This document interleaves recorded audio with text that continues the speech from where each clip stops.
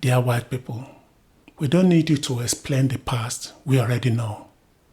What we need deeply, truly, is your willingness to sit with our stories without flinching, without defending. To hold space for our grief without rushing to say, but that is not that bad now, or we all suffer, or worse, you should be grateful for what colonization brought. Grateful for the languages that replaced our own, for borders drawn by strangers in Berlin without a single African at the table, for Christianity and capitalism forced upon us like saviors when we already had our own spiritual system and economies. That is not gratitude. That is gaslighting. I'm a king, yes. Hello. Welcome to another edition of the African Narrative Podcast. My name is Femi Soewu. Today, I'm here not to entertain. I'm here not to sugarcoat or to over-explain. I'm here to read a letter that speaks directly, honestly, from the heart, as an African, to white people across the world. This is not a rant. It is not a guilt trip. It is a letter of pain, of remembrance, of deep yearning, most of all, a letter of hope. If you are new to Africa Web TV, this will be the time to subscribe to the channel and the podcast. You might also wish to join the channel as a member. Joining the channel as a member gives you extra benefits like exclusive behind-the-scenes footage and early access to some of our future releases. So, dear white people, let's talk. When we, as Africans, talk about our pain, the centuries of loss, the degradation, the theft of land, dignity, history, culture, names, and identity, we are not attacking you. We are healing. We are reaching into our past, not to throw stones, but to pick up the pieces of our shattered story.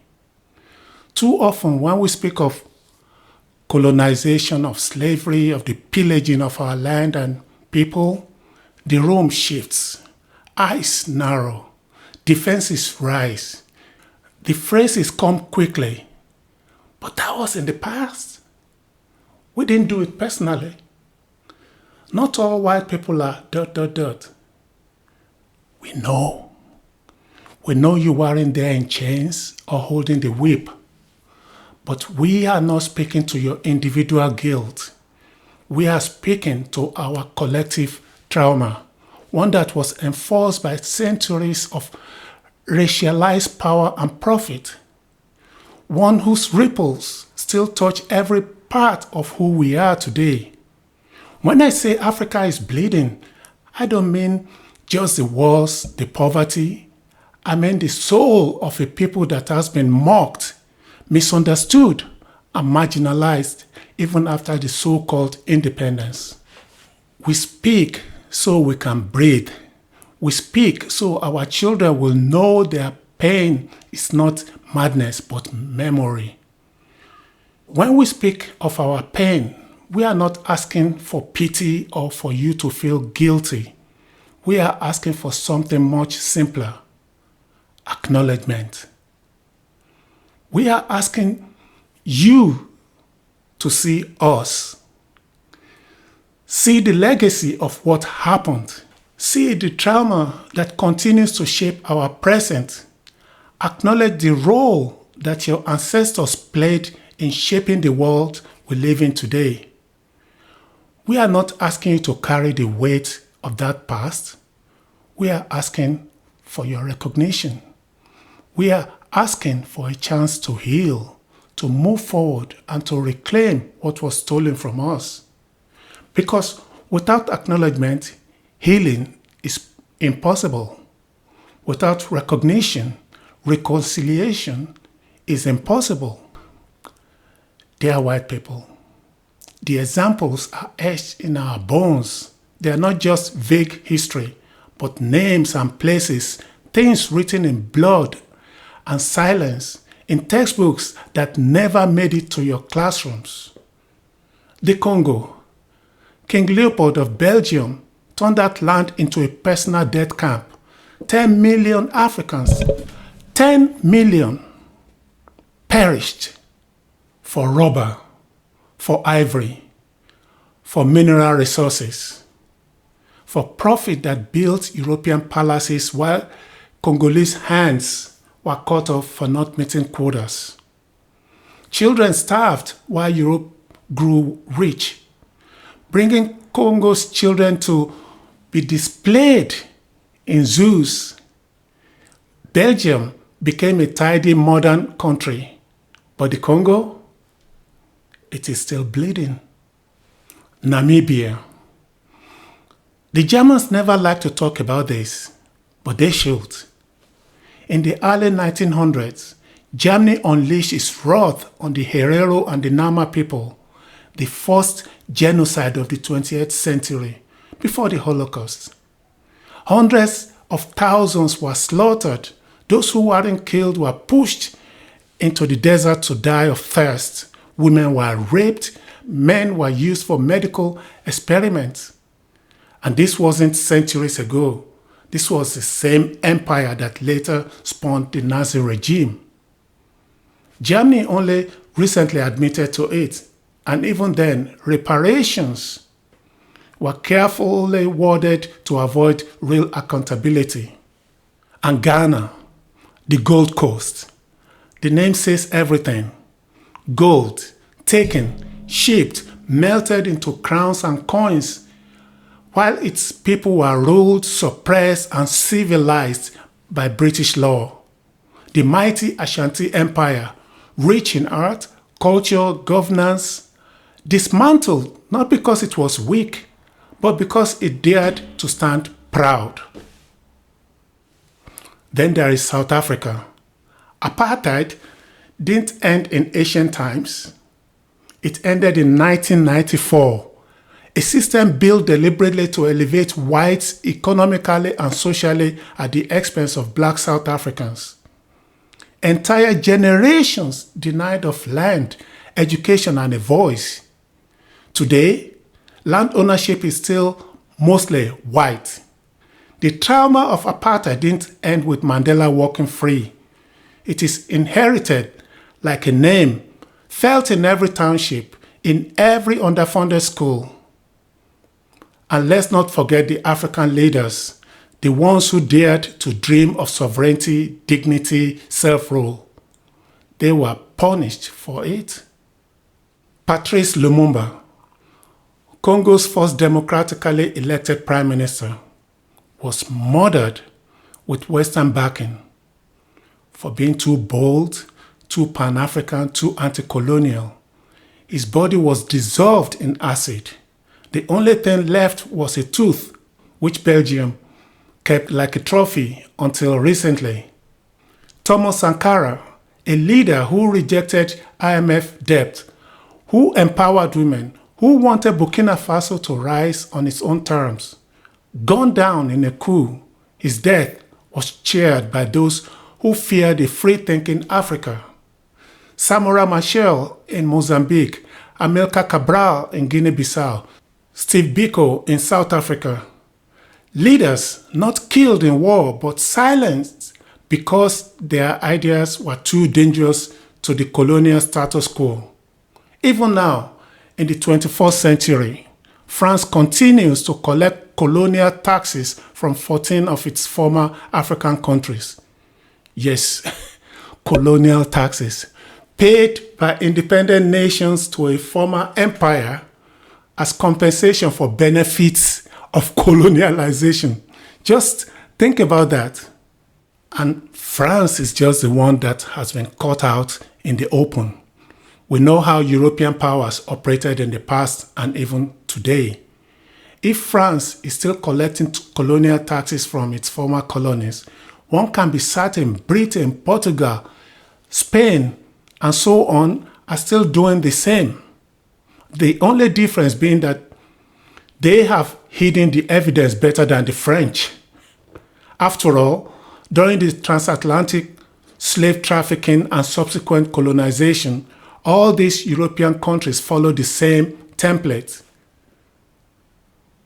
This is not ancient history nor is it folklore. This is yesterday's shadow stretching into today, stretching into today's bloodstream.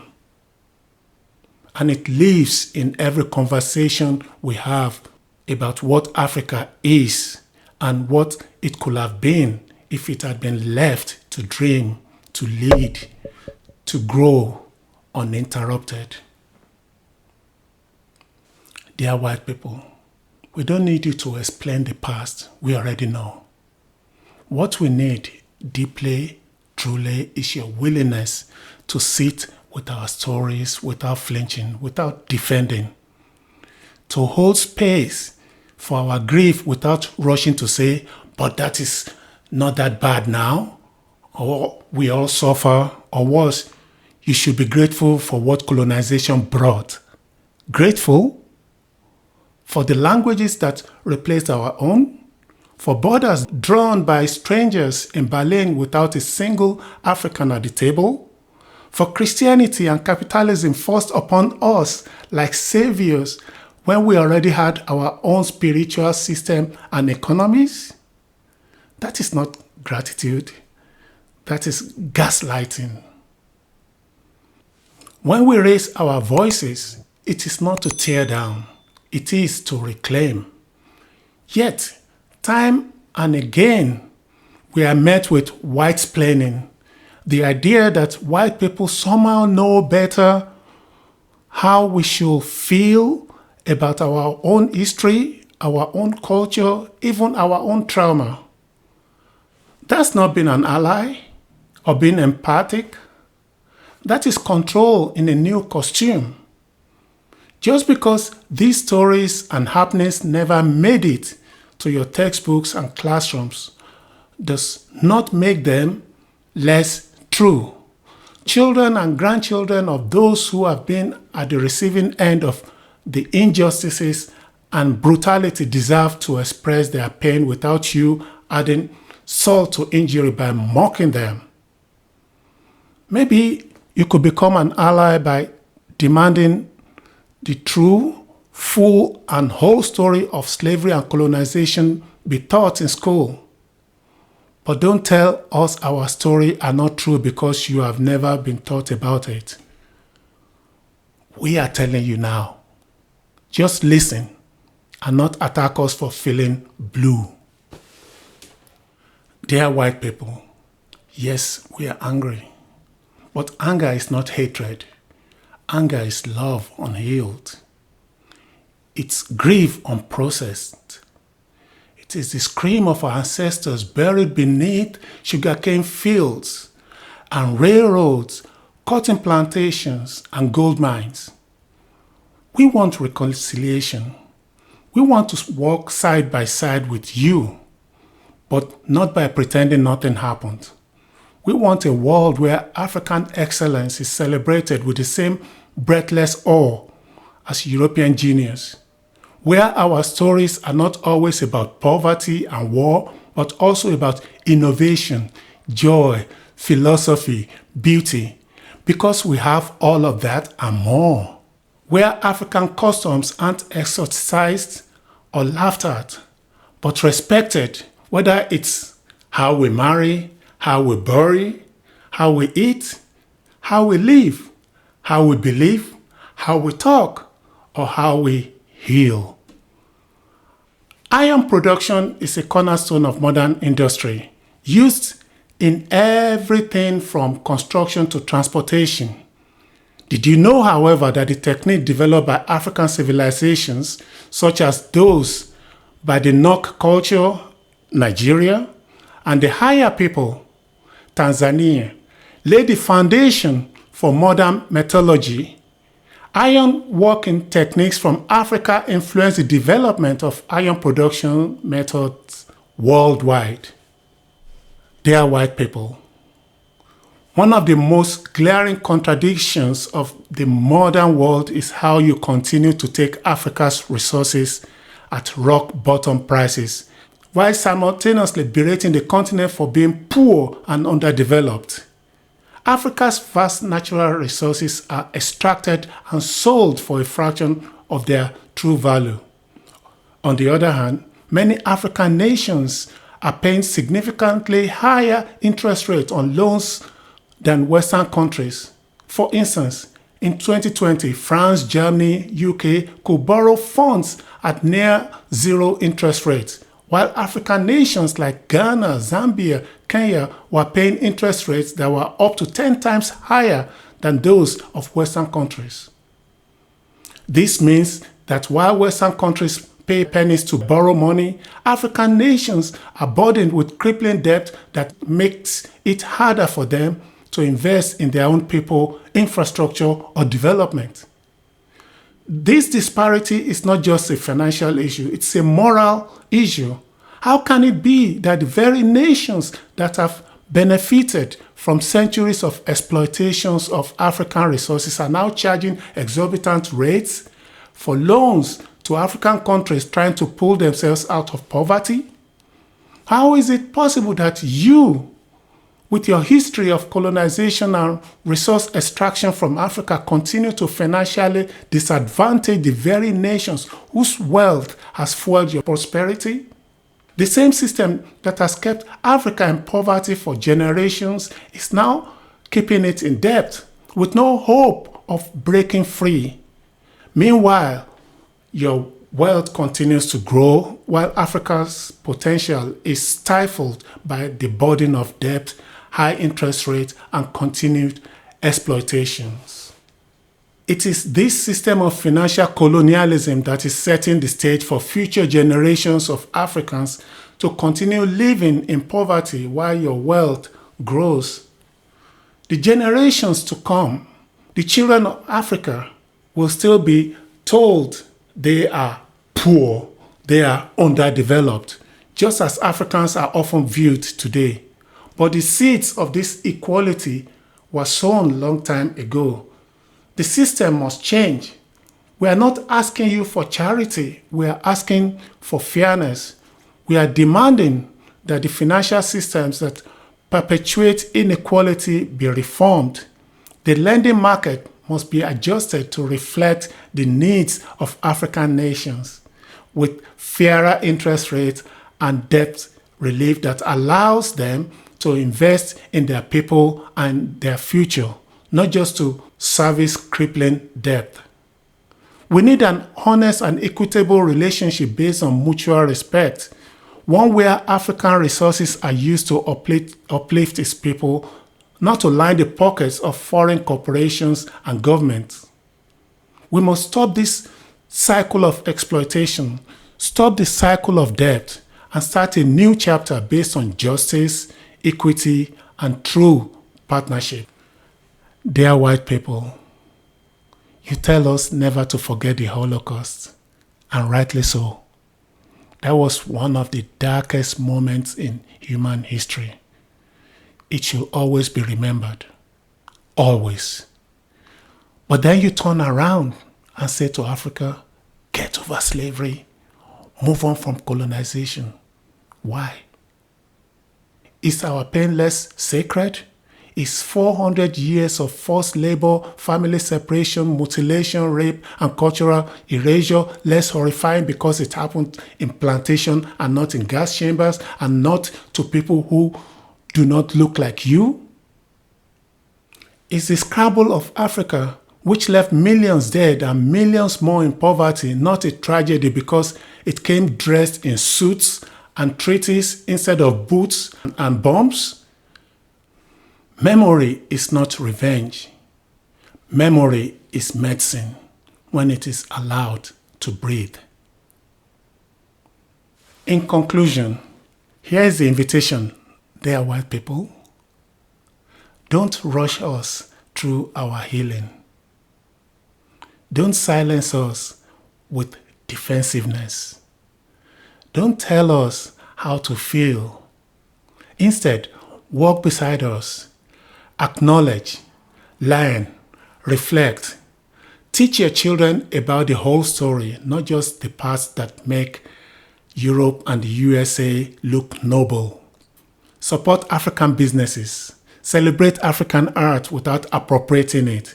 Give space in global conversations for African voices, not just African tragedies. In the time I've been talking to you, many of you would have made thousands of bank transfers using your mobile telephones. M-Pesa, Google it.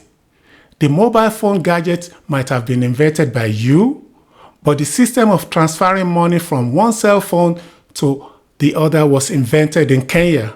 You don't know that because Africa's achievements are always minimalized and brushed under the carpet. Ultimately, we don't want division. We want dignity. We don't want revenge. We want restoration.